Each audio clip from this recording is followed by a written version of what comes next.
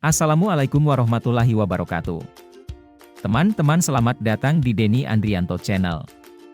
Selamat menikmati dan belajar di video ini. Semoga bermanfaat untuk teman-teman semua. Mari belajar tentang struktur bumi dan dinamika. Sebelum memulai, jangan lupa teman-teman agar like dan di-subscribe agar saya lebih bersemangat lagi dalam mengupload video.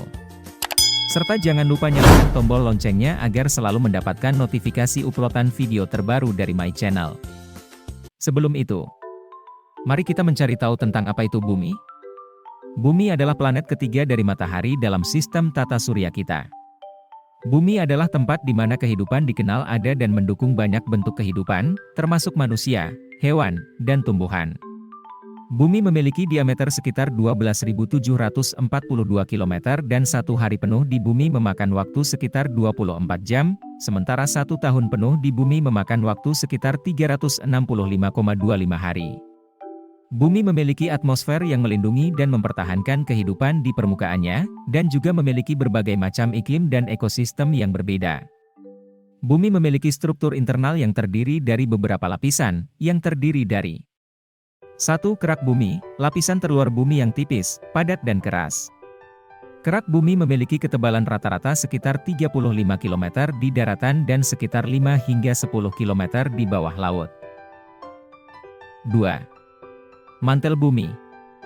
Lapisan bawah kerak bumi yang lebih tebal, sekitar 2.900 km tebalnya. Mantel terdiri dari bahan-bahan batuan yang lebih padat dan lebih keras daripada kerak, dan mencakup sekitar 84% massa total bumi. 3. Inti luar. Inti luar lapisan cair terletak di bawah mantel dan terdiri dari campuran besi dan nikel dengan sedikit unsur lain.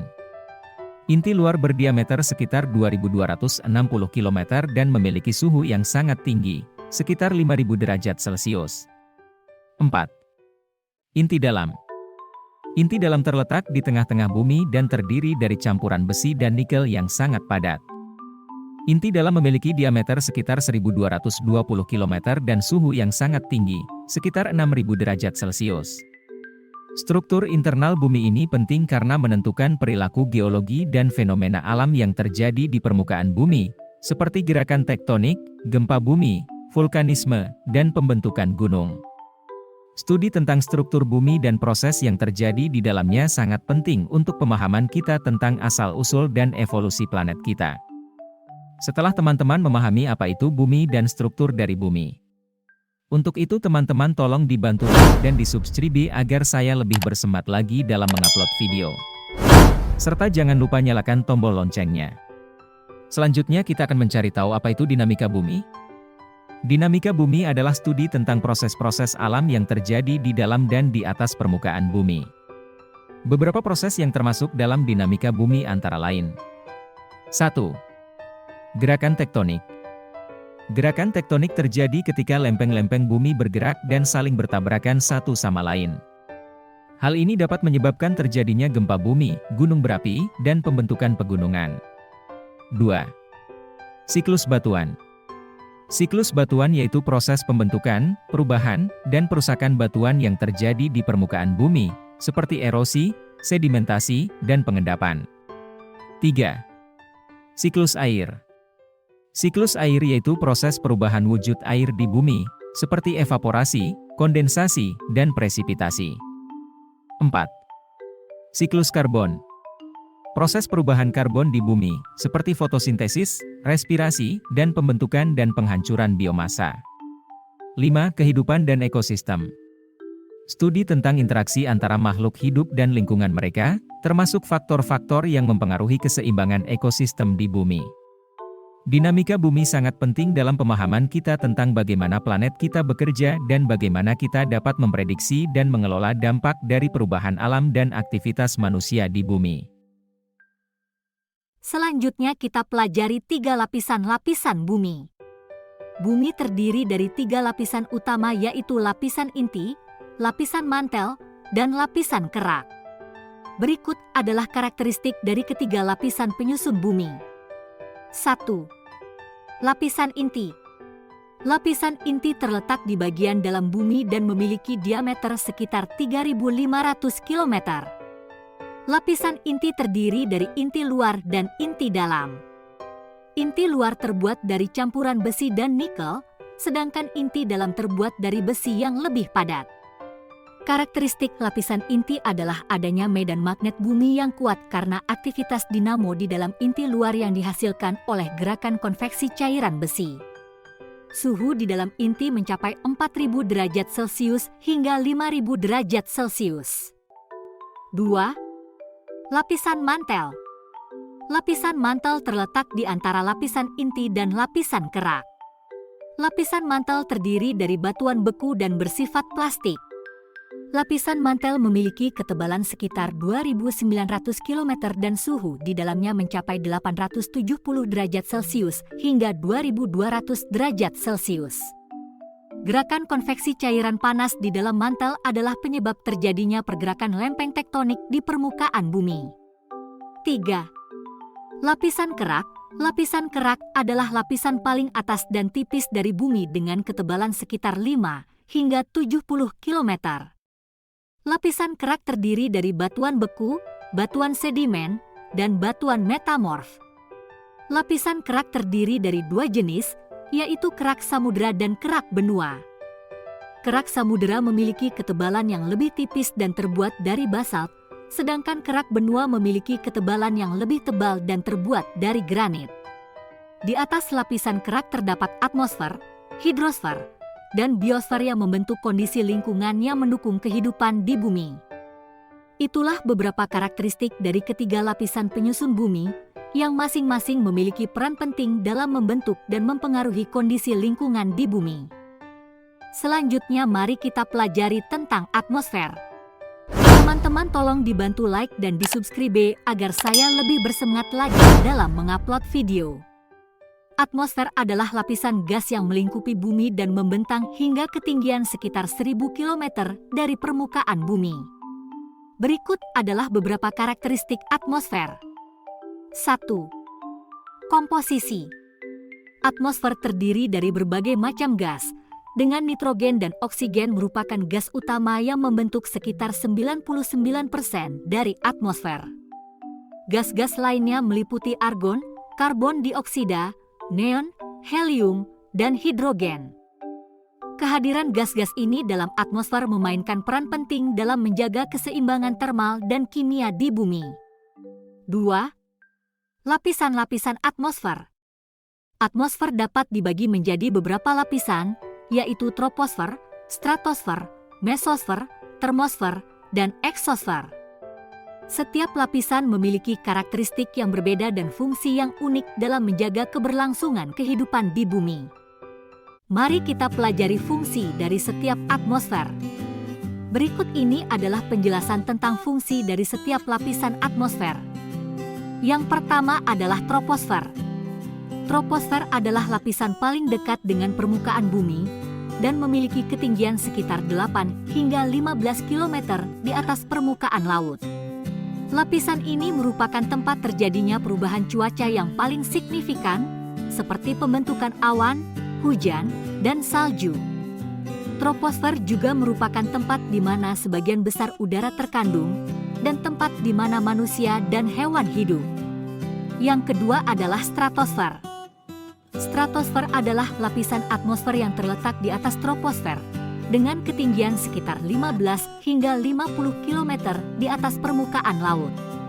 Lapisan ini memiliki fungsi yang sangat penting, yaitu melindungi permukaan bumi dari sinar ultraviolet yang berbahaya. Hal ini dilakukan oleh ozon, gas yang terkandung di lapisan ini, yang menyerap sinar ultraviolet dan mengubahnya menjadi energi panas. Yang ketiga adalah mesosfer. Mesosfer adalah lapisan atmosfer yang terletak di atas stratosfer dengan ketinggian sekitar 50 hingga 80 km di atas permukaan laut. Lapisan ini sangat dingin, dengan suhu turun hingga minus 90 derajat Celcius. Mesosfer juga merupakan tempat terjadinya fenomena seperti meteor dan aurora. Yang keempat adalah termosfer. Termosfer adalah lapisan atmosfer yang terletak di atas mesosfer dengan ketinggian sekitar 80 hingga 600 km di atas permukaan laut. Lapisan ini memiliki suhu yang sangat tinggi, dapat mencapai 1.500 derajat Celcius atau lebih, meskipun udaranya sangat tipis. Lapisan ini juga merupakan tempat terjadinya fenomena seperti aurora borealis dan aurora australis. Yang kelima atau yang terakhir adalah eksosfer. Eksosfer adalah lapisan atmosfer yang terletak di atas termosfer, dengan ketinggian sekitar 600 hingga 10.000 km di atas permukaan laut. Lapisan ini sangat tipis dan sangat sedikit udara yang terkandung di dalamnya. Eksosfer merupakan tempat di mana satelit-satelit buatan manusia beroperasi. Kita lanjutkan karakteristik atmosfer. 3. Tekanan atmosfer. Tekanan atmosfer adalah gaya yang dihasilkan oleh berat udara yang menekan permukaan bumi.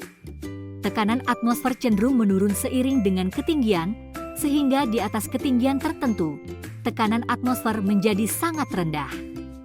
4. Suhu atmosfer. Suhu atmosfer bervariasi di setiap lapisan, namun cenderung menurun seiring dengan ketinggian. Pada lapisan troposfer, suhu cenderung menurun sekitar 6,5 derajat Celcius per kilometer naiknya ketinggian. 5. Fungsi atmosfer. Fungsi atmosfer memiliki beberapa fungsi penting, seperti menjaga keberlangsungan kehidupan di bumi dengan menyaring radiasi matahari yang masuk ke bumi, mempertahankan suhu yang dapat dihuni, memberikan oksigen yang dibutuhkan oleh makhluk hidup, dan melindungi bumi dari partikel-partikel berbahaya dari luar angkasa. Atmosfer memiliki peran yang sangat penting bagi kehidupan di bumi. Tanpa atmosfer, bumi akan menjadi sangat tidak ramah bagi kehidupan karena suhunya akan sangat ekstrim dan tidak stabil, serta tidak ada perlindungan dari radiasi berbahaya dari luar angkasa. Setelah teman-teman mengetahui tentang atmosfer, mari kita lanjutkan mempelajari tentang litosfer. Litosfer adalah lapisan terluar bumi yang terdiri dari kerak dan bagian atas mantel bumi yang padat. Berikut adalah beberapa karakteristik litosfer. 1. Kepadatan. Litosfer memiliki kepadatan yang lebih tinggi daripada lapisan di bawahnya. Ini karena litosfer terdiri dari batuan padat yang lebih padat daripada bagian-bagian di bawahnya yang terdiri dari batuan yang lebih lunak atau cair. 2. Ketebalan. Ketebalan litosfer bervariasi di seluruh permukaan bumi, namun rata-rata ketebalannya sekitar 100 km. Ketebalan ini dapat berubah seiring dengan proses geologis seperti proses pembentukan pegunungan dan proses vulkanisme. 3. Kerak bumi. Litosfer terdiri dari kerak bumi, yang merupakan lapisan terluar bumi yang tipis. Kerak terdiri dari dua jenis, yaitu kerak samudra yang lebih tipis dan kerak benua yang lebih tebal dan padat. 4. Tektonik lempeng. Litosfer terdiri dari lempengan besar yang terus bergerak dan saling bertabrakan di permukaan bumi. Ini disebut tektonik lempeng, yang memainkan peran penting dalam pembentukan dan pergerakan gunung, dataran rendah, dan laut. 5. Batuan. Litosfer terdiri dari berbagai jenis batuan seperti batuan beku, batuan sedimen, dan batuan metamorf. Jenis batuan ini terbentuk melalui proses geologis seperti pendinginan magma, pengendapan sedimen, dan transformasi batuan yang telah ada sebelumnya. 6. Kegiatan geologi. Litosfer juga aktif secara geologis, dengan berbagai kegiatan seperti gempa bumi, gunung berapi, dan erosi. Ini adalah hasil dari interaksi antara lempengan tektonik yang saling bergerak dan proses internal bumi seperti konveksi mantel. Litosfer merupakan salah satu dari 3 lapisan utama bumi bersama-sama dengan mantel dan inti. Litosfer berperan penting dalam menentukan bentuk topografi dan relief permukaan bumi, serta memainkan peran penting dalam siklus biogeokimia global. Mari kita lanjutkan mempelajari tentang hidrosfer. Hidrosfer adalah lapisan air yang meliputi sebagian besar permukaan bumi. Karakteristik hidrosfer dapat dijelaskan sebagai berikut. 1. Beragamnya jenis air. Hidrosfer terdiri dari berbagai jenis air, seperti air permukaan, air tanah, dan air laut. Setiap jenis air ini memiliki karakteristik fisik dan kimia yang berbeda-beda. 2. Dinamis. Hidrosfer selalu berubah dan bergerak, baik melalui siklus air, aliran sungai, atau pergerakan air laut. 3. Sumber daya alam. Hidrosfer merupakan sumber daya alam yang penting bagi kehidupan manusia dan makhluk hidup lainnya. Air digunakan untuk minum, irigasi, industri, dan transportasi. 4. Terhubung dengan lingkungan lainnya. Hidrosfer terhubung dengan atmosfer dan litosfer, serta memainkan peran penting dalam menjaga keseimbangan ekologi. Namun, hidrosfer juga dapat menjadi sumber bencana, seperti banjir, kekeringan, dan tsunami. Untuk mengurangi risiko bencana hidrosfer, beberapa langkah yang dapat dilakukan antara lain. 1. Pengelolaan sumber daya air. Diperlukan pengelolaan yang baik dan terpadu terhadap sumber daya air, termasuk pencegahan pencemaran dan pengelolaan daerah aliran sungai. 2. Pembangunan infrastruktur. Pembangunan infrastruktur seperti bendungan, tanggul, dan saluran air dapat membantu mengendalikan air dan mencegah banjir. 3. Pemantauan dan peringatan dini. Pemantauan cuaca dan kondisi hidrologi serta peringatan dini dapat membantu mengurangi risiko bencana. Pendidikan dan kesadaran masyarakat. Pendidikan dan kesadaran masyarakat tentang pengelolaan sumber daya air dan perilaku hidrologi yang baik dapat membantu mengurangi risiko bencana dan meningkatkan ketahanan terhadap bencana hidrosfer. Mari kita pelajari karakteristik gempa bumi serta pengurangan risiko bencananya. Gempa bumi adalah getaran atau goncangan bumi yang disebabkan oleh pelepasan energi di dalam bumi. Gempa bumi dapat memiliki dampak yang sangat merusak pada manusia dan lingkungan. Oleh karena itu penting untuk memahami karakteristik gempa bumi serta upaya untuk mengurangi risiko bencananya. Berikut adalah beberapa karakteristik gempa bumi. 1. Magnitudo. Magnitudo adalah ukuran energi yang dilepaskan oleh gempa bumi dan diukur oleh skala Richter. Semakin tinggi magnitudo, semakin besar energi yang dilepaskan oleh gempa bumi dan semakin besar kerusakan yang dapat terjadi. 2. Epicentrum. Epicentrum adalah titik di permukaan bumi yang berada tepat di atas pusat gempa bumi. Ini adalah titik di mana getaran atau goncangan paling kuat terjadi. 3. Pusat gempa bumi. Pusat gempa bumi adalah titik di dalam bumi di mana gempa bumi terjadi. Pusat gempa bumi dapat berada di dalam kerak bumi atau di dalam mantel bumi. 4. Zona subduksi. Zona subduksi adalah area di mana dua lempeng tektonik bertemu dan salah satu lempengnya menyusup di bawah lempeng yang lain. Zona subduksi adalah tempat di mana gempa bumi paling sering terjadi. Untuk mengurangi risiko bencana gempa bumi, langkah-langkah berikut dapat dilakukan. 1. Identifikasi daerah rawan gempa bumi. Identifikasi daerah rawan gempa bumi dan analisis bahaya gempa bumi adalah langkah penting untuk menentukan strategi pengurangan risiko bencana. 2. Pembangunan bangunan tahan gempa. Bangunan tahan gempa dapat membantu mengurangi kerusakan dan kematian saat gempa bumi terjadi. 3. Pendidikan dan pelatihan. Pendidikan dan pelatihan dapat membantu meningkatkan kesadaran masyarakat tentang risiko gempa bumi dan bagaimana menghadapinya. 4. Perencanaan darurat. Perencanaan darurat dan latihan dapat membantu memastikan bahwa masyarakat siap menghadapi gempa bumi dan mengurangi jumlah korban jiwa dan kerusakan. 5. Pengembangan teknologi. Pengembangan teknologi untuk mendeteksi dan memprediksi gempa bumi dapat membantu mengurangi risiko bencana dan memberikan waktu yang lebih lama untuk mempersiapkan diri. Dengan melakukan langkah-langkah ini, dapat membantu mengurangi risiko bencana dan kerusakan akibat gempa bumi. Namun, meskipun upaya ini dilakukan, bencana gempa bumi tetap dapat terjadi dan kita harus siap untuk menghadapinya. Mari kita mempelajari tentang karakteristik gunung api serta pengurangan risiko bencananya. Gunung api adalah struktur geologi di mana material vulkanik dari dalam bumi keluar melalui celah atau retakan di permukaan bumi.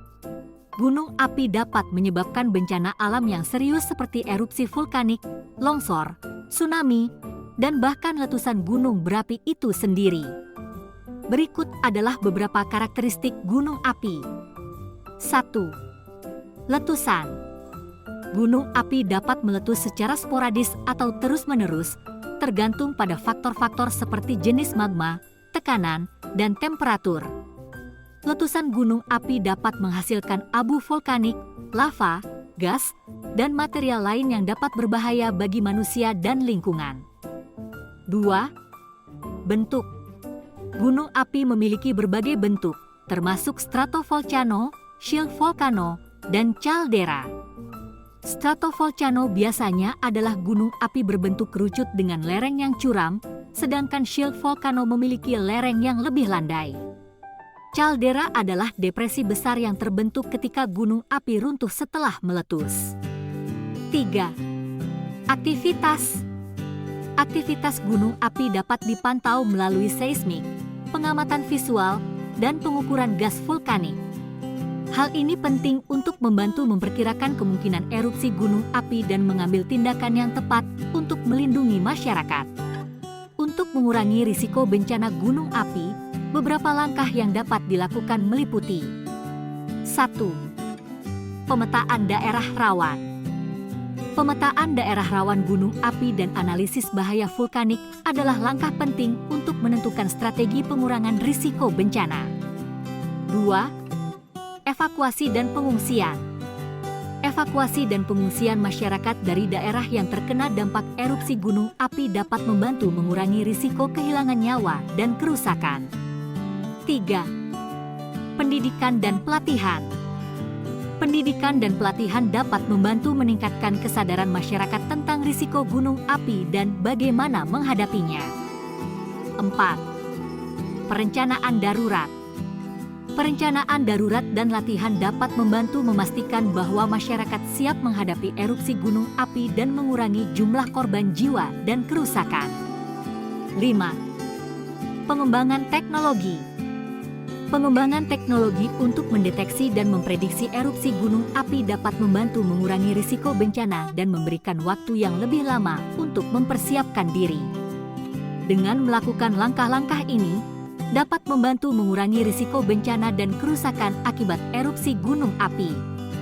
Namun, meskipun upaya ini dilakukan, bencana gunung api tetap dapat terjadi dan kita harus siap untuk menghadapinya. Setelah mengetahui karakteristik gempa bumi dan gunung berapi serta pengurangan risiko bencananya, tetap stay watching. Mari kita pelajari upaya berlatih tindakan penyelamatan diri pada saat terjadi bencana alam. Berlatih tindakan penyelamatan diri pada saat terjadi bencana alam sangat penting untuk meminimalkan risiko cedera atau kehilangan nyawa. Berikut adalah beberapa langkah yang dapat diambil untuk berlatih tindakan penyelamatan diri pada saat terjadi bencana alam.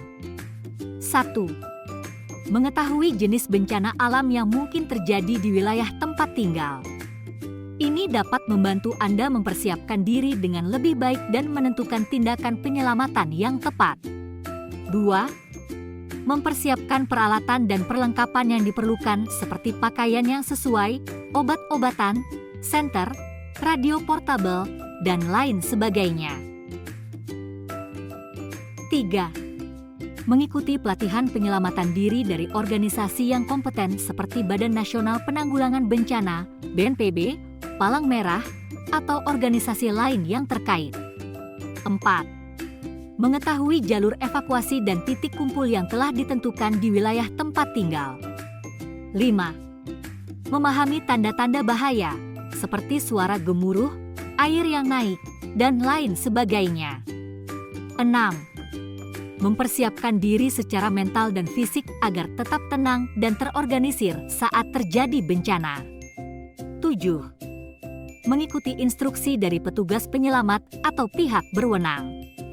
8. Jika memungkinkan, membantu orang lain yang membutuhkan bantuan untuk keluar dari daerah yang terkena dampak bencana. Dengan berlatih tindakan penyelamatan diri pada saat terjadi bencana alam, Anda dapat meningkatkan kesadaran dan kesiapan dalam menghadapi situasi yang mungkin terjadi dan meminimalkan risiko cedera atau kehilangan nyawa. Bagaimana? Apakah kalian sudah mengetahui tentang struktur bumi dan dinamika? Buat yang sudah menonton dari awal, boleh dong untuk like, komen di bawah juga share dan subscribe channelku. Kami Denny Andrianto Channel mengucapkan terima kasih banyak atas like dan subscribe kalian ke kami.